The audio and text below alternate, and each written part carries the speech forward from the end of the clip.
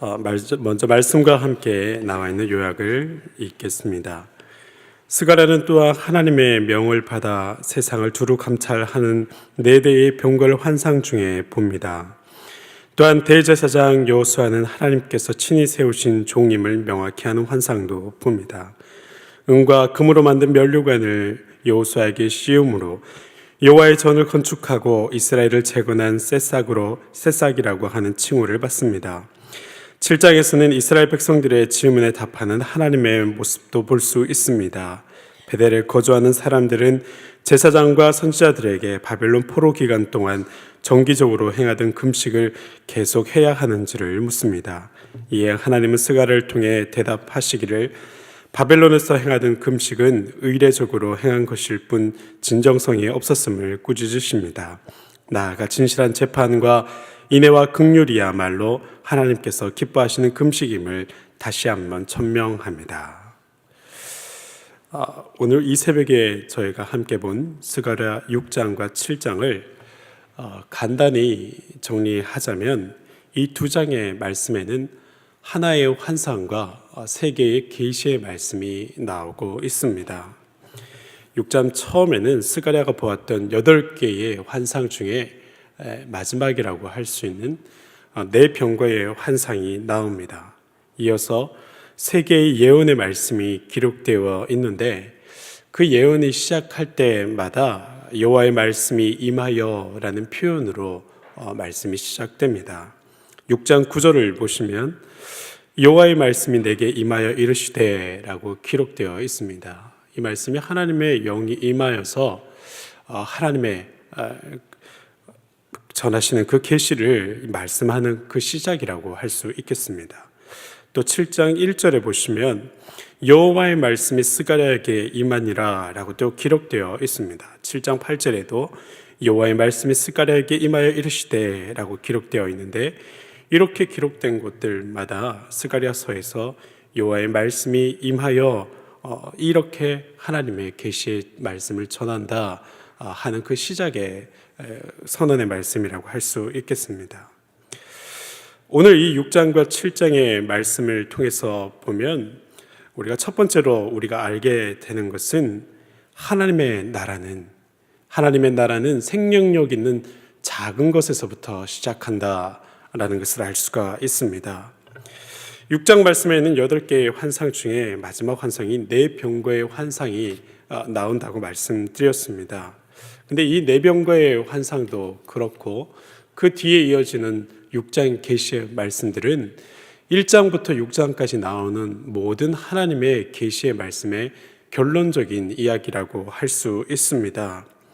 6장 1절에 보면 두 개의 구리산 사이에서 네 대의 병거가 나온다고 그렇게 되어 있습니다.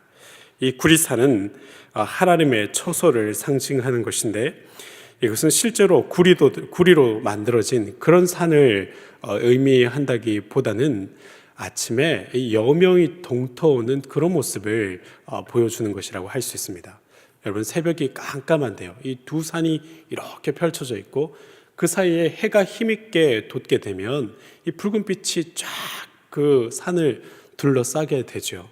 그렇게 함으로써 이 어둠이 깨뜨려지고 이렇게 날이 밝아오지 않습니까?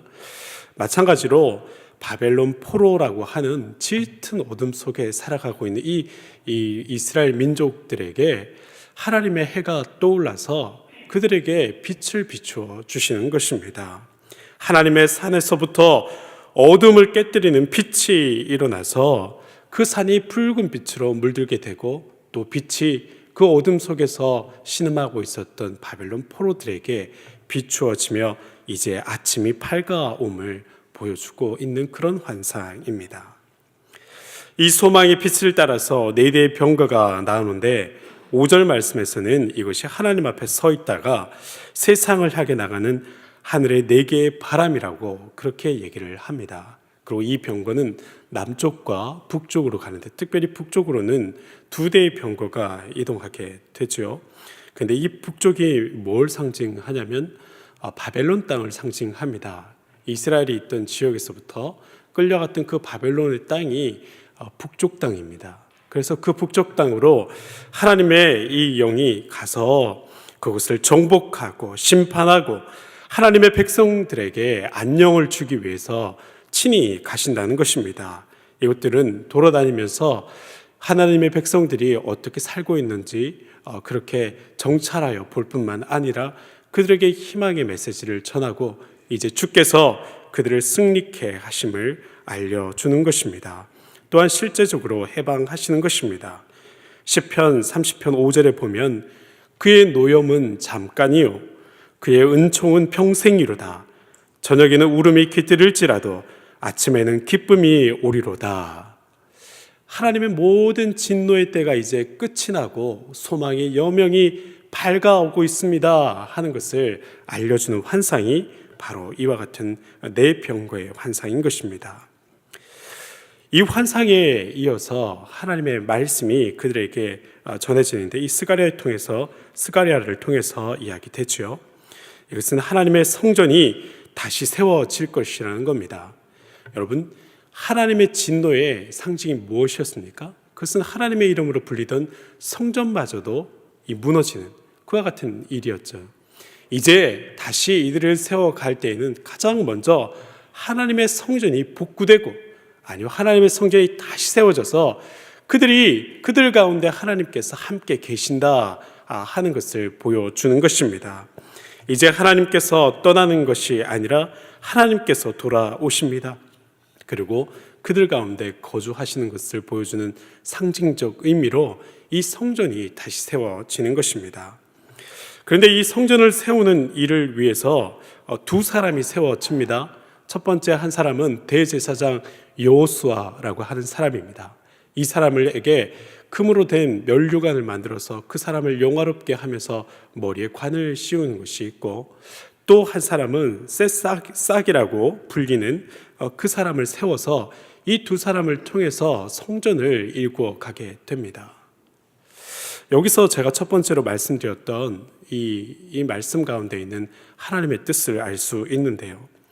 천국이 이루어지는 방식은 언제나 생명력 있는 작은 것에서부터 크게 확장되어져 간다는 사실입니다.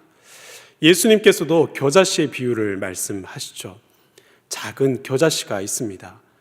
누가 봐도 보잘것없는 작은 겨자씨이지만 그것이 땅에 심겨서 크게 자라나고 나무가 되어지면 뭇 새들이 와서 깃들어 살아갈 만큼 큰 나무가 된다.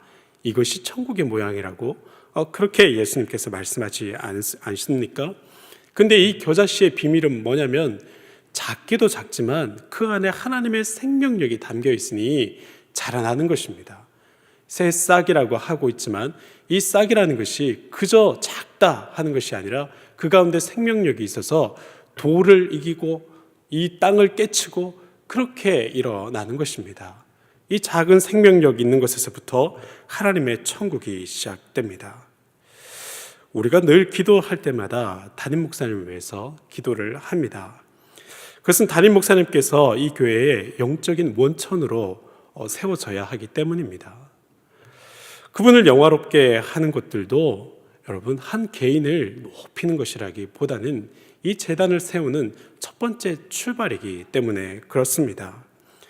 우리가 담임 목사님을 위해서 기도하는 것은 한 개인을 위한 기도를 넘어서서 이 교회와 우리를 위해서 기도하는 것입니다. 작은 겨자씨와 같은 한 사람이라도 하나님께서 그 안에 생명의 말씀을 두시고 능력의 기도를 두시고 거룩한 성품을 두시면 목사님을 통해서 우리가 공급받고 또 이분 안에 깃들어서 우리가 살아가게 되는 것입니다. 천국은 늘 생명력 있는 작은 곳을 통해서 크게 일구어 가는 것입니다. 그러므로 우리는 개인적인 여러 기도 중에서도 늘 주의 종을 위한 기도를 잊지 말아야 되겠습니다. 두 번째로 우리가 이 말씀을 통해서 생각해 볼 것은 7장 말씀을 통해서 나타나는 말씀입니다. 우리의 믿음은 내적인 확정, 우리가 이 믿음이라고 하는 것이 내적으로 확정되어져 있는 것이지만 그것은 반드시 외적인 증거로 확인되어진다는 겁니다. 영적인 능력이란 것은 신비한 것이죠. 눈에 보이지 않는 것입니다. 그런데 이 영적인 능력이란 것이 실은 분별이 됩니다. 왜냐하면 하나님께서 주신 것이라면 그것이 외적으로 드러나게 되는데 반드시 정의와 사랑이라고 하는 두 가지의 속성을 같이 담고 있다는 것이죠. 7장에서는 금식에 대한 이야기를 하고 있는데요. 이들이 지키던 금식일이 며칠이 있었는데 첫 번째로 소개된 금식은 5월의 금식입니다. 이들이 5월달이 되면 금식을 행하였습니다. 그것은 1807년에 주전 587년에 성전이 불탔다 하는 것을 기억하면서 슬퍼하고 애곡하며 했던 그런 금식일입니다. 또 7월에도 금식을 했다고 합니다.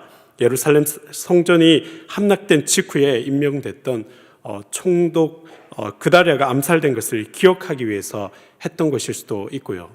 7월에는 특별히 또 대속죄일이 있었는데 그때를 기억하면서 그들이 행했던 그런 금식일이라고도 생각할 수 있습니다. 어쨌든 말씀에 보면 이 베델 사람이 찾아와서 사람을 보내서 묻기를 우리가 이 바벨론 포로 중에서도 전통적으로 쭉 이렇게 5월과 7월에 금식일을 행해 왔는데 이 금식일을 계속 할까요? 어떻게 해야 됩니까? 하고 그들에게 질문을 하는 것입니다.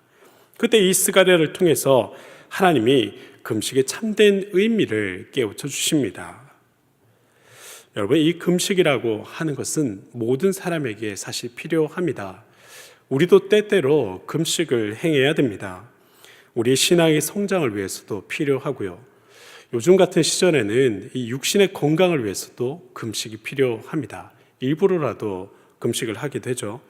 그리고 여러분, 영적인 능력을 키울 때에도 이 금식을 하게 됩니다. 그래서 이전에 많은 목사님들이 뭔가 큰일을 하기 전에 40일 금식 기도 같은 것들도 행하셨던 것입니다. 그런데요, 여기에는 원칙이 있습니다. 그것은 우리의 다른 행동과 마찬가지로 이 금식이라고 하는 신령한 이름의 어떤 행동이라고 할지라도 그것이 행해지는 그 동기가 하나님의 영광을 위해서 행해야 된다는 겁니다. 그 내면의 동기가 바를 때에 그의 행동 양식에서 그 모든 것이 드러나는데 하나님이 보시기에는 그들의 모든 모습은 금식하는 모습이었지만 그들의 행동 양식에서 드러나는 내적 동기가 온전치 못하였음을 꾸짖으시는 것입니다. 하나님의 보시기에 바른 금식을 행했다면 당연히 영적으로 성장하고 하나님과 더욱더 친밀해져야 될 것입니다. 그리고 내적으로 하나님과 친밀해지면 그가 그 내적으로 생각했던 것들이 하나님을 닮은 모습으로 다시 외적으로 표현이 되어져야 하는 것이죠. 그런데 이와 같이 하나님의 속성을 드러내기는커녕 오히려 그 반대적 모습을 띠고 있었다는 겁니다. 7장 9절에서 12절까지 저희가 한번 보시면요, 만군의 여호와가 이같이 말하여 이르기를 너희는 진실한 재판을 행하며 서로 인애와 긍휼을 베풀며 과부와 고아와 나그네와 궁핍한 자를 압제하지 말며 서로 해하려고 마음에 도모하지 말라. 이것이 하나님께서 행하셨던 것입니다. 그러므로 금식을 통해서 하나님과 더욱더 친밀하게 된 사람이라면 이와 같은 행동 양식이 그들 가운데 마땅히 드러나야 하는데 이들은 그렇지 않았다는 것이죠. 11절 말씀부터 보시면 그들이 듣기를 싫어하여서 등을 돌리며 듣지 아니라고 귀를 막으며 그 마음을 금강석 같게 하여서 율법과 만군의 여호와가 그의 영으로 옛 선지자를 통하여 전한 말을 듣지 아니하므로 큰 진노가 만군의 여호와께로부터 나왔도다. 그들이 5월에 금식을 행했습니다. 그리고 7월에 금식도 행하였습니다. 그들이 살아갈 때에 이와 같이 금식을 행한다 하였지만 그들이 사는 모습을 보면 철저하게 하나님의 말씀을 짓밟는 그런 모양이었다는 것입니다.